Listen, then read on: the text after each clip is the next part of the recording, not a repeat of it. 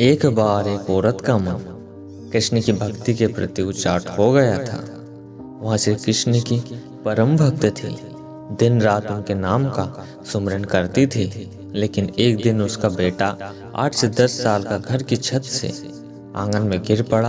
अपने खून से लथपथ बेटे को देखकर गोद में उठाकर वहां बदहवास की ओर दौड़ पड़ी। उस समय उसके सिवाय घर में और कोई नहीं था। पुत्र की ऐसी हालत देखकर वह ईश्वर को उलाहना देती रही कि दिन रात तुम्हारा नाम जपती हूँ, फिर कहना मेरे पुत्र को ऐसा कष्ट क्यों दिया। इस उद्भेदन में डॉक्टर साहब का क्लिनिक आ गया।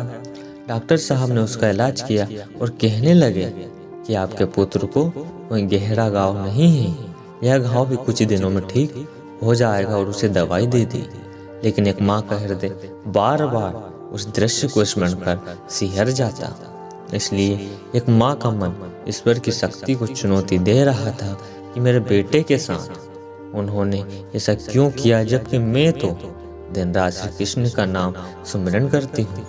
उसे समझ नहीं आ रहा था कि अब उसकी सत्ता पर कैसे विश्वास करें। श्री कृष्ण की लीला देखिए। उसी दिन टीवी पर किसी महात्मा के प्रवचन आ रहे थे कि ईश्वर किसी पर आने वाले कष्ट को रोक तो नहीं सकता, लेकिन उनके नाम सुमिरन से ईश्वर तुमको इतनी शक्ति प्रदान कर देता है कि तुम आसानी से उस संकट से उबर जाओगे। ईश्वर तुम्हारे मार्ग को सरल कर देते हैं, इसलिए नाम सुमिरन करते रहना चाहिए। यह प्रवचन सुनते ही जैसे उस दिन का सारा घटनाक्रम उसकी आंखों के सामने घूम गया। उसी दिन यह आंगन में उसका बेटा गिरा था।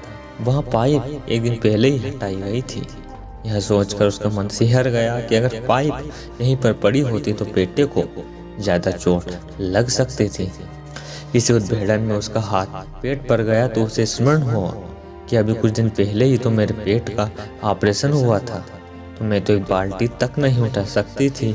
लेकिन 20-22 किलो के बेटे को गोद में उठाकर आधा पौने किलोमीटर दौड़कर डॉक्टर के क्लिनिक तक जा कैसे गई। इतनी शक्ति और हिम्मत मुझ में ईश्वर के सिवाय कोई नहीं दे सकता। अब उसे स्मरण हो आया कि डॉक्टर साहब तो 3 बजे तक क्लिनिक में होते हैं, लेकिन उस दिन 4 बजे तक क्लिनिक में थे, जिस कारण उसके बेटे का समय पर इलाज शुरू हो गया। क्या पता किसी ईश्वर शक्ति ने ही उन्हें रोक कर रखा हो। इस सारे घटनाक्रम को याद कर उनके मन में से सारे संशय दूर हो गए और जल्दी से घर के मंदिर में जाकर श्री कृष्ण को प्रणाम किया और कहने लगी कि कान्हा, मेरे पुत्र की रक्षा करने के लिए तेरा शुक्रिया। और फिर से श्री कृष्ण के नाम का जाप करने लगी। उसे लगा कि श्री कृष्ण का विग्रह मानो मंद मंद मुस्कुरा रहा हो। यही होती है श्री कृष्ण के नाम की महिमा। जय श्री कृष्ण।